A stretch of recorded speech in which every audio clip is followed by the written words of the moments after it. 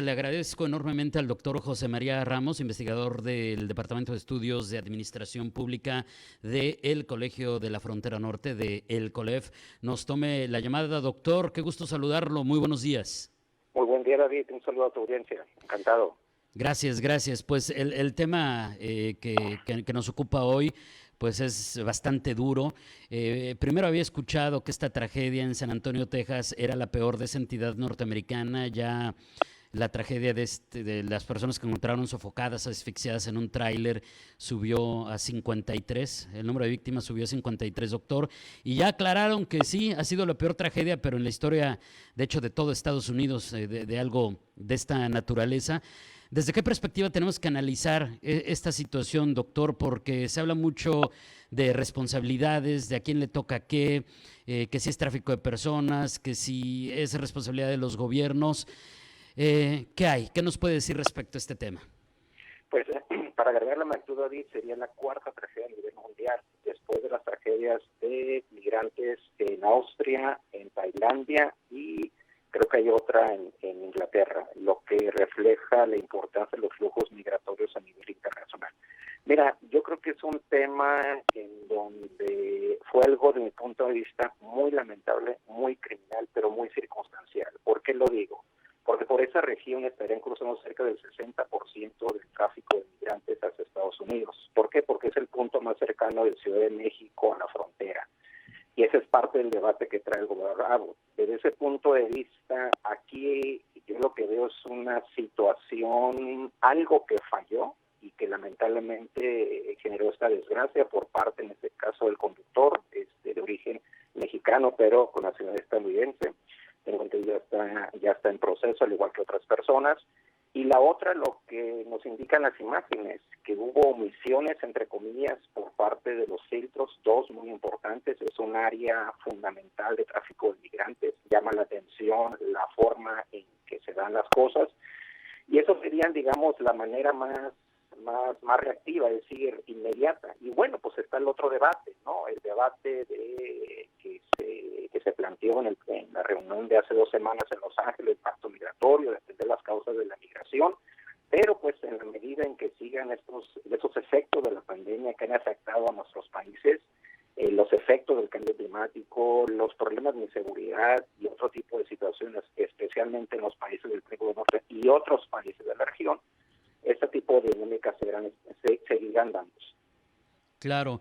Ahora, acá en Tijuana nos decía el presidente de la Alianza Migrante, doctor, que parte de analizar el fondo de lo sucedido y para que no se repitan estas tragedias es llegar al origen de estos desplazamientos. Pero hoy por hoy sí está, sin duda, creo que ahí no me equivoco, pero por favor usted corríjame si es necesario, doctor, que la principal razón de que se den estos desplazamientos forzados tienen que ver con la violencia, pero también con el hambre, la falta de trabajo, la falta de oportunidades. Ahí le podemos sumar, según ustedes mismos nos han explicado desde el COLEF, el tema climatológico.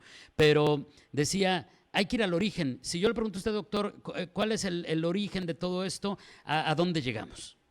Es precisamente lo que estás comentando, David. Las situaciones agudizadas por la pandemia, falta de empleo, falta de opciones laborales, falta de atender las necesidades más inmediatas, sobre todo los países del Triángulo Norte, pero también otras comunidades migrantes del centro y sur del país.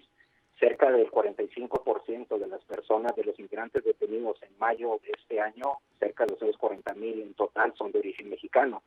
¿Eso que nos está reflejando? Nos está reflejando lo que tú estás comentando. Otro factor adicional y que va a ser muy difícil que se puedan atender las causas, se pueden fortalecer algunas acciones coyunturales de corto plazo, son las enormes diferencias salariales que existen en otros países con respecto a Estados Unidos. Ese es un tema central. El otro tema tiene que ver en que el país americano pues va a seguir creciendo. Estas iniciativas de fortalecer las políticas de infraestructura que van a implicar un mayor crecimiento, no obstante estas contracciones inflacionarias que tiene el país, van a meritar ese crecimiento. Desde ese punto de vista, pues las alternativas que se pueden plantear tienen que ver un poco lo que se planteó en el acuerdo migratorio. Uno, pues tiene que ver con esta situación de atender la influencia del papel de los traficantes de personas, que según datos del Banco Mundial del año pasado, simplemente por el tráfico de migrantes, tomó tomando en cuenta un costo de $10,000 por persona, que sería el promedio, me parece un poco alto, se están generando ingresos de cerca de 1.650 millones de dólares para los traficantes de personas. Es decir, estamos hablando de un tema de negocios, pero que lamentablemente está en ese tipo de situaciones de criminalidad. Y entonces tendríamos que enfrentar y abordar los temas y crear políticas públicas en varios sentidos, doctor, por lo que estoy entendiendo. Es decir, el tráfico de personas como un fenómeno delictivo que afecta a los desplazados, pero también me quiero imaginar que hay una gran cantidad de desplazados que van por su propio pie y que logran evitar ser víctimas de estos grupos delictivos. Sí, mira, ahí hay otro tema interesante, el mismo Banco Mundial lo ha destacado, y también este organismo de la ONU para el tema de drogas. La mayoría de nuestros migrantes siguen utilizando los traficantes de personas. Esa es una realidad. Cerca de 7 de cada 10 lo siguen utilizando. Entonces, aquí el tema es un mal necesario. O sea, son actores claves en estas contradicciones de esta movilidad migratoria de la cual estamos hablando, porque por otra parte estamos hablando de controlarla, pero en la medida en que los países de la región tienen una serie de limitaciones económicas y se incrementan las remesas, simplemente el año pasado México recibió cerca de 54,000 millones de dólares por remesas, aunque algunos dicen que una parte importante tiene que ver con lavado de dinero, pero bueno, pues eso es parte de la realidad, y los países de la región, para ellos, sobre todo el tema es una alternativa, es una opción, es una válvula de escape que sus migrantes se vayan a Estados Unidos. ¿Por qué? Por lo que estamos comentando, falta de alternativas laborales, y por eso las soluciones tendrían que ver, como lo comentas, políticas públicas de una mayor corresponsabilidad de los países de la región, incrementar las opciones de las visas laborales, las H2B, H2A, se incrementaron ahora como parte del Pacto Mutuo, pero son insuficientes. Entonces, requieres alternativas más importantes. Reforma migratoria puede ser una alternativa.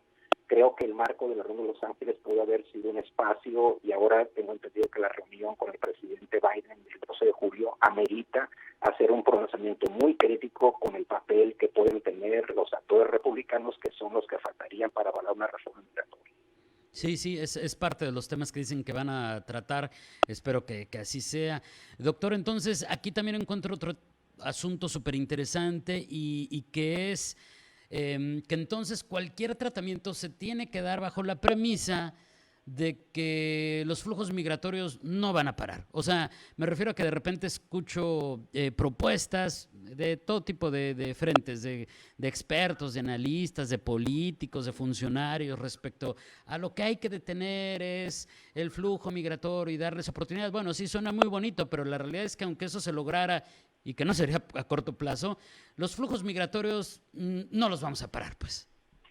No se van a parar por los efectos de la pandemia, por la demanda laboral que existe en Estados Unidos, por el papel creciente que tienen los traficantes de personas, por la necesidad de nuestros migrantes, por razones socioculturales. Hay redes, simplemente las expresiones que expresaron, que expresaron en este caso dos de los jóvenes que tenían el sueño americano. O sea, el American Dream sigue siendo una realidad, contradictoriamente, y lo va a seguir siendo en la medida en que existan estas situaciones de vulnerabilidad en nuestros países.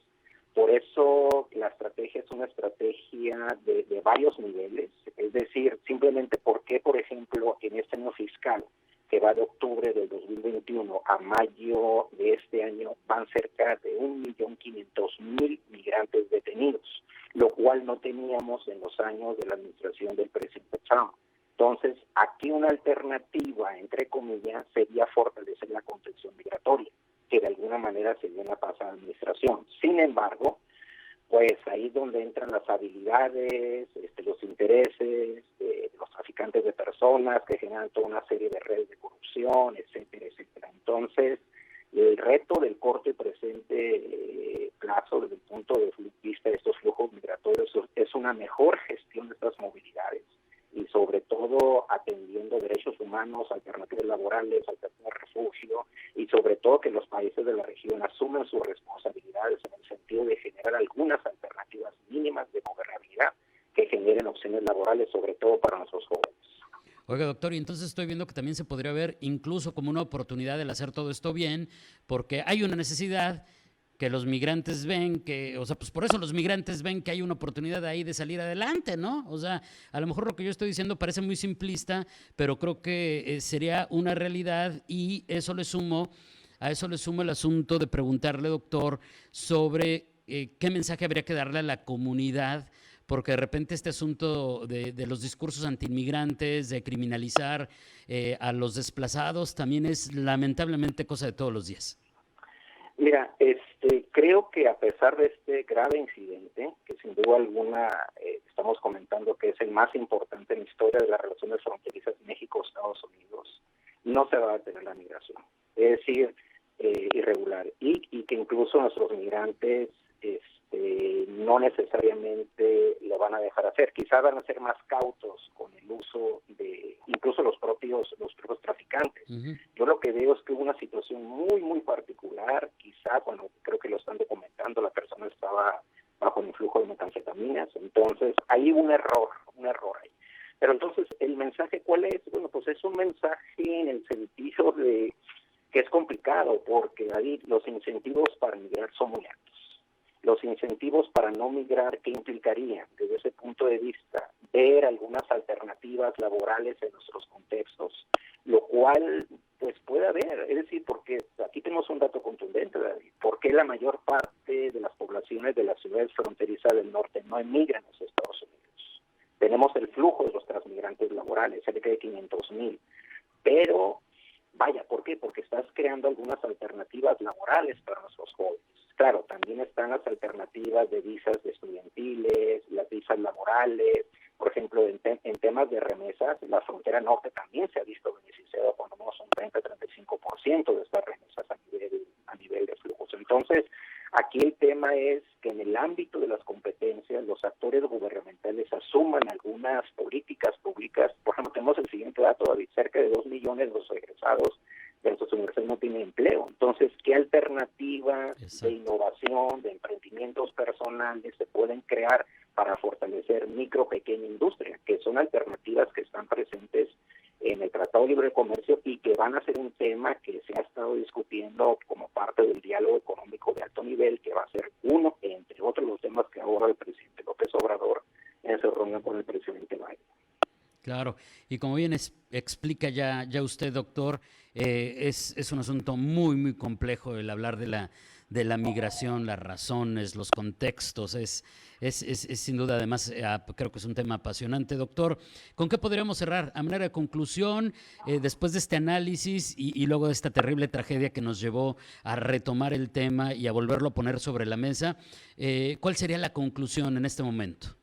Yo diría dos conclusiones importantes, si me lo permites rápidamente. Una, hay varios incentivos para que nuestras comunidades de migrantes en México y los países de la región y otros países sigan emigrando hacia México y Estados Unidos. Esa es una realidad. Aquí el punto es cómo se genera una serie de políticas públicas que traten de fortalecer los procesos de tránsito, origen y destino y sobre todo generar algunas alternativas. El otro punto fundamental es que derivado del pacto migratorio suscrito con Estados Unidos y con países de la región, todos los países, pues ahí hay 4 acciones importantes. Una de ellas es precisamente reducir el papel de los traficantes de las personas. Aquí la pregunta central es cuál es la viabilidad de que esas 4 propuestas de política pública se puedan generar y sobre todo regular, como lo plantea la ONU, una migración segura, ordenada y sobre todo desde el punto de vista legal.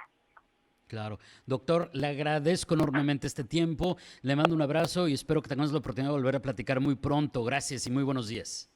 Encantado, David. Un saludo a tu audiencia. Hasta pronto. Hasta Adiós. pronto. Es el doctor José María Ramos, investigador del Departamento de Estudios de Administración Pública de el COLEF.